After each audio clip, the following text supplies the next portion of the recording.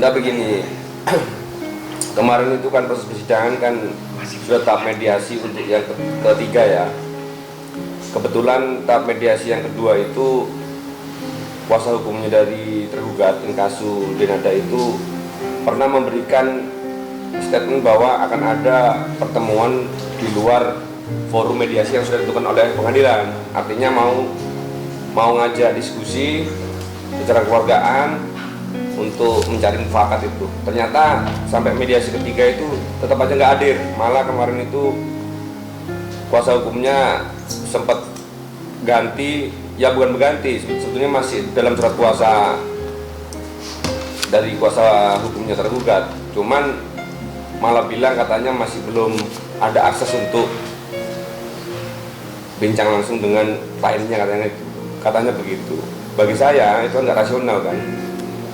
Itu makanya saya melihat bahwa sudah nggak ada itikat baik dari pihak tergugat untuk melakukan mediasi di forum yang sebetulnya sangat-sangat menguntungkan beliau karena sifatnya tertutup.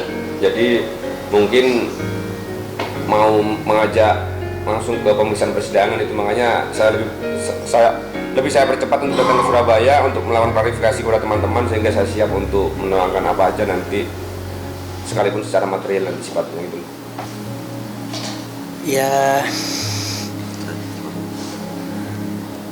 Ini mohon maaf ya, agak grogi ya, karena belum pernah ketemu dengan rekan-rekan kan. Ya, sampai detik ini kenapa kok belum ada pengakuan sampai selama ini gitu. Aku cuma minta pengakuan dan hak sebagai anaknya aja. Ya, saya tambah lagi ya. Saya cuma ingin cium kaki aja ke ibu saya itu. Iya, Risa ini kan dari kecil udah sama saya, dari umur berapa hari diberikan pada saya. Tapi anak ini kan tambah lama tambah besar karena udah banyak temennya yang bilang kamu itu bukan anaknya Mama Ratih, kamu anaknya Denada semua. Tapi saya tetap nutupin, tetap enggak, kamu lahir dari perut mama. Kamu lahir dari perut mama. Kamu siapa yang bilang? Enggak, mah banyak yang bilang, tapi terus akhirnya dia tuh mencari kebenaran di mana dia terbanyak sampai nyariin di mana saja udah dia cari untuk kebenaran itu. Orang yang ngambil, yang bawa, ditanyain semua. Nanti saya nggak bisa apa-apa. Tahun 2002 ya? Iya, 2002. Umur 10 hari apa 7 hari. Enggak ngomong apa-apa dan enggak bilang apa, saya enggak ketemu sama Denanya. Neneknya Dena yang memberikan ke saya neneknya. Terus di waktu itu masih di bandara Banyuwangi sebelum ada, jadi dijemputlah sama orang yang di rumah, sama bapaknya sama emak yang biasa masakin di rumah, dijemput di bandara Surabaya. Terus dibawa ke rumah, dibawa ke hotel dulu. Saya ambil di hotel. Tapi tanpa Dena.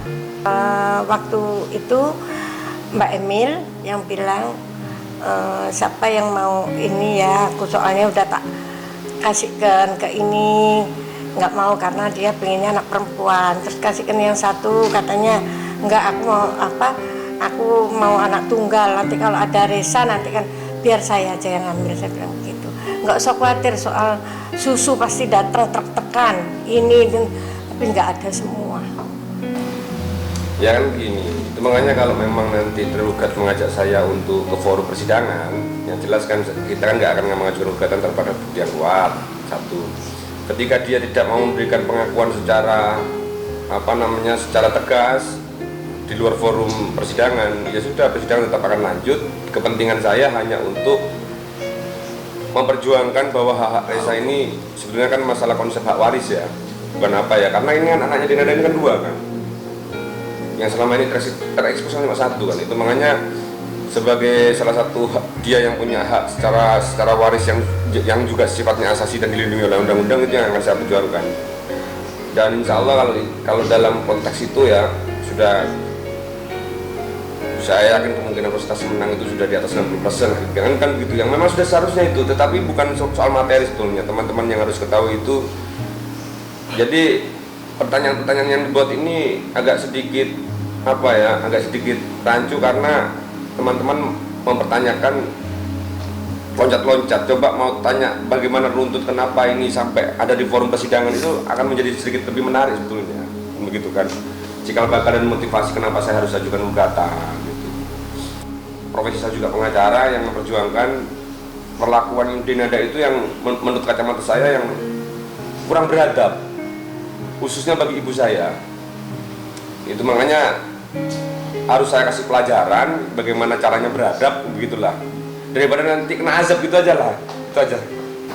Kalau pengakuan secara langsung kan tidak, tetapi dari beberapa statement kemarin itu yang sempat dilontarkan oleh kuasa hukumnya Denada, katanya sudah pernah memberikan mobil lah, bla bla bla, sudah pernah menafkahi lah, itu nanti kan bisa ditarik itu. Secara de facto kan sudah ada pengakuan itu ya, meskipun sifatnya silent of agreement, pengakuan secara persetujuan secara diam-diam dari Denada, tidak menyangkalkan keterangan yang diberikan oleh kuasa hukumnya kan, itu satu. Terus yang kedua, nanti di persidangan itu akan saya tunjukkan bagaimana selama ini secara tekstual Denada juga sudah memberikan menjalin komunikasi dengan Reza ini by WhatsApp gitu loh. Ya nanti kita ambil juga konklusi di situ bahwa ternyata juga ada hubungan secara batiniah gitu loh, yang tidak bisa saya beberkan di sini karena masih fase untuk persidangan ini masih terlalu prematur kalau saya tunjukkan di sini kan segitu. Tapi yang jelas komunikasi terakhir itu dia bilang bahwa apapun yang terjadi I always love you. Ya kalau begitu yang saya jangan ditanya bagaimana penilaian pengacara, jangan, monggo nanti dengan publik yang menilai ya kan, itu aja saya serahkan. Tapi kalau dia nanti mau mengajak soal pengakuan secara de jure ya kan, ya kemajuan teknologi kan sudah ada ini kan, fasilitas DNA ini kan sudah ada, jangan sampai menarik ke sana. Lebih baik pengakuan secara tegas saja ya, sehingga saya tidak punya ruang untuk mempermalukan beliau gitu loh, karena ada penolakan semuanya ya toh. Lebih baik itu aja lah kalau saya sarankan itu. Kemarin tuh akan begini, saya ini bukan soal membedah aib ya, itu ya, ini karena motivasi awal itu adalah orang tua saya, ibu saya ini ya, di rumah itu didatangi polisi berseragam dan dilaporkan dan juga disomasi sama adiknya Denada, namanya Muhammad, real mobil yang ibu saya ini nggak tahu apa-apa. Pertanyaannya, kok ibu saya yang dilaporkan? Itu loh, begitu. Padahal yang pakai Andresa, begitu kan? Nah, kebetulan karena fisiknya lemah, sakit-sakitan, telepon saya nangis, ya, nangis. Akhirnya saya ya selaku anak kan ya emosi. Jadi sekarang siapa anak yang tidak sakit hati ketika ibunya digitukan kan begitu. Nah, saya kontak secara persuasif kepada pihaknya Muhammad ini, kenapa kamu kok ambil langkah itu? Kok tidak datang aja ke rumah menanyakan baik-baik, kok malah mendatangkan polisi dan menyuasi, kan begitu kan? Bagi saya itu langkah yang sinting kan begitu.